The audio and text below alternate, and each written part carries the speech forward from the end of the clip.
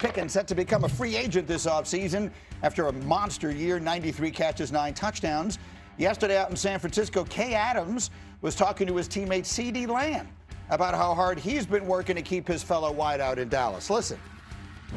How much behind-the-scenes work are you doing to keep him there? A lot. Tell me.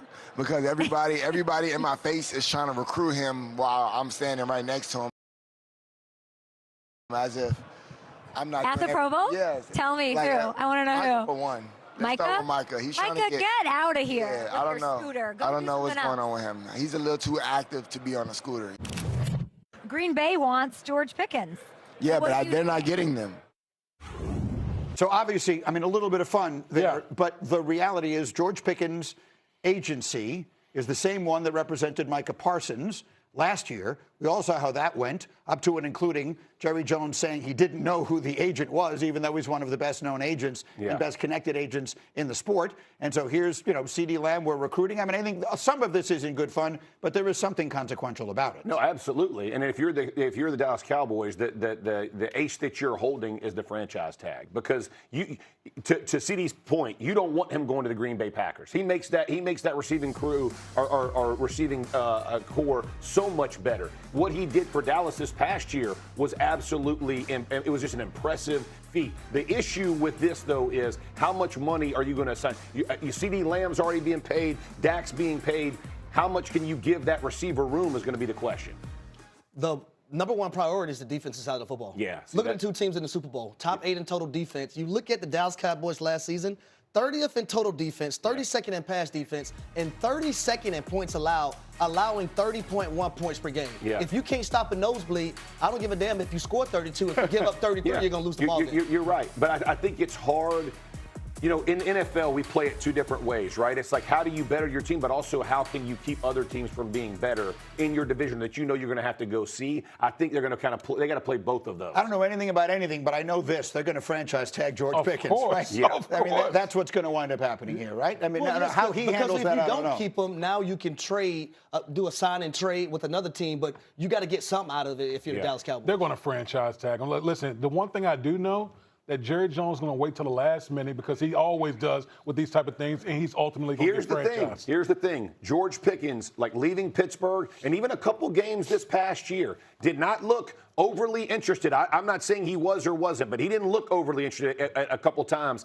You franchise him, you can make me play. You can't make me play hard. There's something to say for that, too. You know it. And receivers of any position, what do they care about, Greeny? Chris Carter once said it to me, receivers only care about two things, me and my money. Let them know. So we'll see what winds up happening.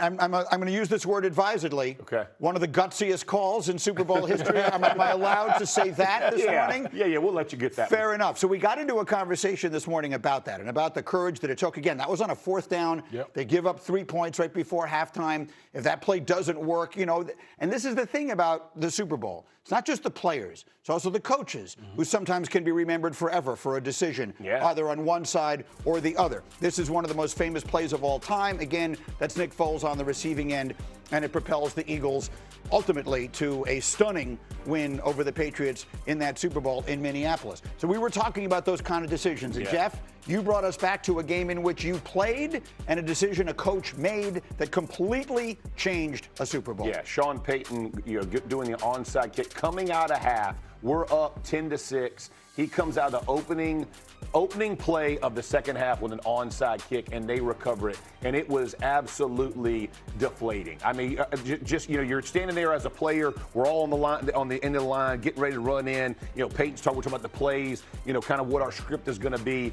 And you hear the crowd, because you're not really paying that attention. Typically, you're looking down, and you see it. You look at the picture, you're like, you got to be kidding me. And I can remember, like, Sean Payton, like, giving the first down sign, going the other way, like, walking up and down. That is the gutsiest call by far I've ever seen. Because you knew you had to steal a possession and that you were willing to do it coming out of half. Think about our offense. Like, you're giving us the ball at the 50. It ain't like it is today, bro. We start on the 20. That's a massive yardage difference that he gave up. It was a huge call and ultimately won the game. I would also add, like, the belief that Sean Payton had in his kicker to execute it and for the kickoff team to recover it, that was massive as well. You got to have some some massive acorns to Yes. be able to say, we're going to do this to start the second half in a Super Bowl, and it worked out for And them. I would say, like, the percentage of getting that is probably less than 5%. And so to do that at that moment in that game, you got to have.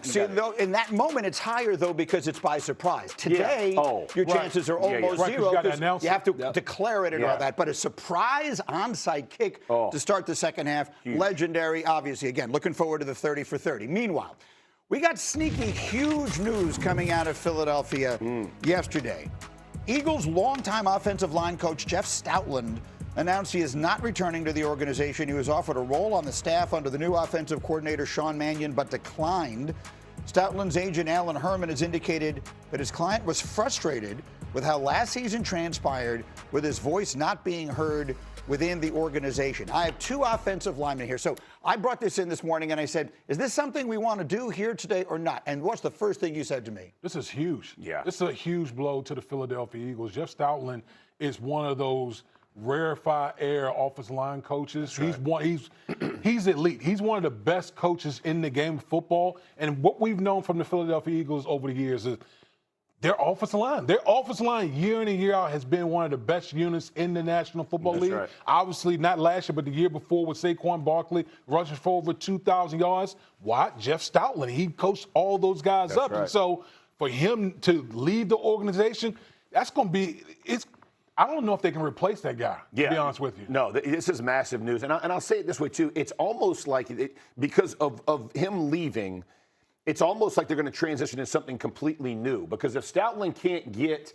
and didn't want to be a part of it, it's because they were going away from what he knew, the conviction that he had of being an O-line coach. And listen, every great O-line coach has a conviction, and they will tell you, this is how we're going to do it. There is no other way. We do it my way or the highway. That was the way Stout coached. That's the accountability he held for his guys. That means they're kind of veering off. They're going to change the scheme and the style. Well, I also think it's significant, Harry. Let me just, because we talk about the dysfunction on that team and the questions and the reading of the books and all the cryptic posts and everything else that happens. I mean, here's, again, an offensive line coach whose agent is saying that he was frustrated with how last season transpired with his voice not being heard within the organization. The level of dysfunction has reached a point where the offensive line coach said, I've had enough here. Something's just not right. Well, Greeny, I remember it was a few weeks ago, and we were talking about the Philadelphia Eagles and why they haven't hired an offensive coordinator at that time. Yeah. And I said, is Nick Sirianni going to give whoever is coming in full autonomy over that offense? That's right. I think this is another step in that direction of,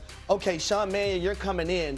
We know you have this implemented system that you probably want to run. We're going to give you full autonomy and let you be the loudest voice. That's right. And that's the next thing for this offense to move forward. And it's a very different style run game. Like what Man's coming from and what Stoutland wanted to do. Those two things were not, they did not complement each other. The way that he wanted to run the game, and he's the run game coordinator. So all of those things have to fit. For play action, for protection, all of it has to look the same. For whatever reason, they couldn't get it working. But I think the bigger point is, you know, we've always talked about like all the sniping with A.J. Brown and all those type of things. I always said, if you're hearing that, that's only 10% of what's really going on behind the scenes. It's like 5-alarm fire. When you're hearing snippets from players complaining, trust me, it's a lot worse behind the scenes. I like that, snippets. From now on, we're using that. We're hearing snippets from players. And now the offensive line coach is out. Staying in the NFC East, Cowboys wide receiver George